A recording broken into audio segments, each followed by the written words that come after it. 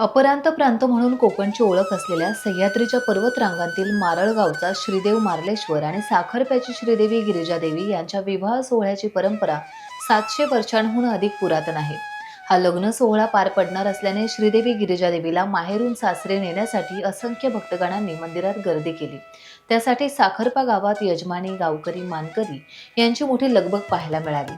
नवरी गिरिजादेवीला साखरप्यातून मार्लेश्वर येथे लग्न सोहळ्याला घेऊन जाण्यासाठी गिरिजादेवी मंदिरात साऱ्यांचीच तयारी सुरू होती.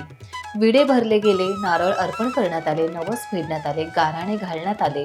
मग मानकऱ्यांच्या संमतीने नवरी गिरिजादेवीची परवानगी घेऊन गिरिजादेवीला पालखीत विराजमान करण्यात आले. पालखी सजवण्यात आली होती. शिवहराचा जय जयकार सुरू झाला आणि वाद्याच्या गजरात नवरी श्रीदेवी गिरिजादेवी, यजमानी, मानकरी यांच्यासह रात्रीच्या प्रवासात श्रीदेव मार्लेश्वर गावी मारळला रवाना झाली. नवरी गिरिजादेवी सासरला जात असल्याने साखरपा आणि पंचक्रोशीतील ग्रामस्थांची मोठी उपस्थिती यावेळेस होती.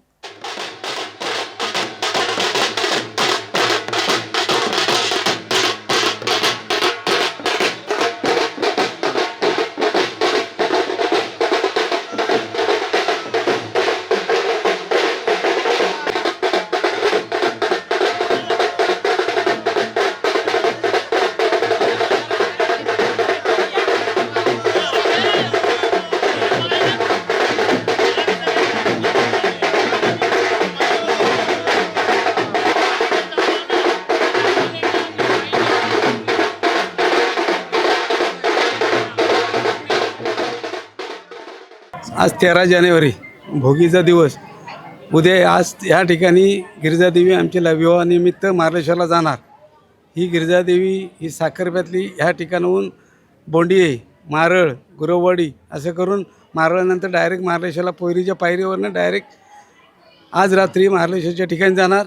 त्या ठिकाणी उद्या दुसऱ्या दिवशी लगेच त्या दिवशी बैठक होते. मार्लेश्वरवाले त्या ठिकाणी देवीच्या इथे येतात आणि त्यानंतर साखरपुड्याचा कार्यक्रम होतो. मग तिथं सगळंच कार्यक्रम तिथं देखील आपल्याच जसे कार्यक्रम होतात त्याच पद्धतीने देवादेवींचे पण त्या ठिकाणी कार्यक्रम होतात. आणि उद्या विवाह त्या ठिकाणी 12:30 ते 1च्या दरम्यान लग्न सोहळा मोठ्या संख्येने त्या ठिकाणी कल्याणाचा विधीचा मुहूर्त 1 वाजता आहे.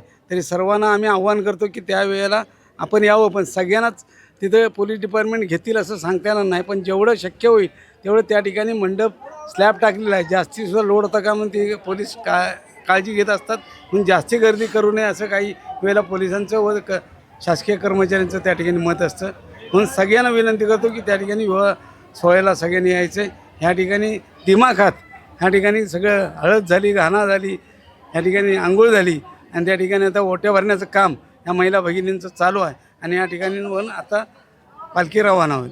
आपली गिरिजादेवी माहेर वसने आहेत ते आपल्या आता सासरी निघाले. तुम्हाला काय वाटतं? खूप थोडंसं वाईट पण वाटतं. आज उद्या कल्याण विधी आहे, तर त्या विधीला आपली गिरिजाई माता निघालेली आहे. तर आम्ही सर्वांनी तिला ओट्यावरून पाठवणी केली.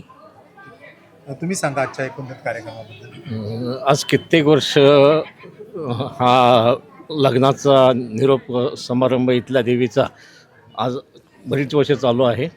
आणि एखाद्या आपल्या घरामध्ये लग्न असतं त्या स्वरूपात देवीच्या लग्नाची तयारी इथल्या सर्व महिला करतात. मोठ्या आनंदाने, उत्साहाने इथे सहभागी होऊन आणि त्याप्रमाणे नवस वगैरे बोलून ते नवसाला पावणारी देवी आहे ही. त्याच्यामुळे बऱ्याच जणांना त्याचा आनंद मिळतो. बरेच जण इथून जवळजवळ 500 माणसं चालत जातात पालखीसोबत. आणि पुढे मारळाच्या सावंत कंपनी जेवणाची सोय चांगली करते आणि पुढे मग मार्लेश्वरला जाते. सर मला सांगा, तुम्ही आजचं जे संपूर्ण कार्यक्रम आहे त्याबद्दल तुमचं काय मत आहे? परंपरा कशा जपल्या जातात? समोर बघा आणि सांगा. हा गिरिजा मार्लेश्वर हा विवाह सोहळा उद्या होणार आहे. यानिमित्त साखरपेकर म्हणजे हे यजमान आहेत, मुलीकडून यजमान आहेत.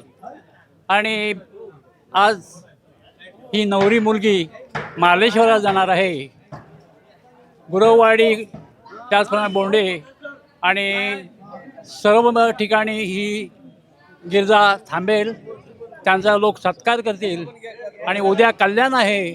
त्या कल्याणाला आपण सर्वांनी हजर व्हावे अशी मी आपणास मानकरी नात्याने नम्र विनंती करत आहे. दादा, तुम्ही ड्युटी घेऊन पुढे चालत असता, तुमच्या मागे देव चालत असतं, तुम्हाला ह्याबद्दल काय मत तसंच काय नाही, दरवर्षीचा मान आहे त्या हिशोबाने मी सगळं करतो. नमस्कार. प्रतिवर्षाप्रमाणे भोगी संक्रांत किंक्रांत भोगीच्या दिवशी मार्लेश्वरची यात्रा असते आणि संक्रांती दिवशी मार्लेश्वरचा विवाह सोहळा संपन्न होतो आणि पत्नी म्हणून आमच्या गावची देवी गिरिजादेवी ही लग्नासाठी इथून जसं आपण मुलीचे विधी करतो त्याप्रमाणे ते सर्व विधी इथे आम्ही सर्वजणी मिळून करतो आणि आत्ता ती इथून प्रस्थान करणार आहे आणि रात्री ती मार्लेश्वरला पोचेल आणि उद्या सकाळी मार्लेश्वरसोबत तिचं कल्याण विधी संपन्न होईल. कल्याण विधीला तुम्ही जाणार तर काय घेऊन जाणार आहेत तुम्ही? ओटी घेऊन जातो, लेकीला आहेर घेऊन जायचा, सोडण्यासाठी जाणार. कोणता आहेर सांगा सगळ्यांना. साडीचा आहेर, दागिने घेऊन जायचे.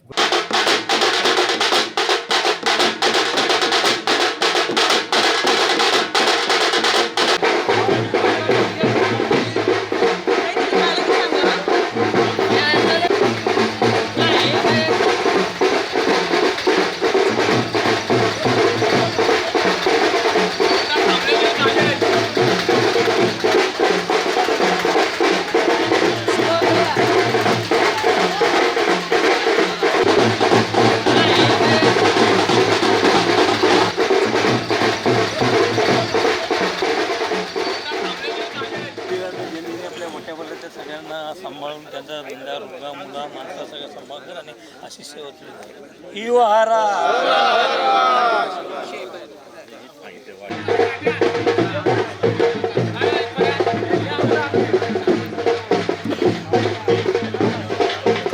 टाइम्स डिजिटलला लाईक करा, शेअर करा, सबस्क्राईब करा आणि बेल आयकॉन दाबायला विसरू नका.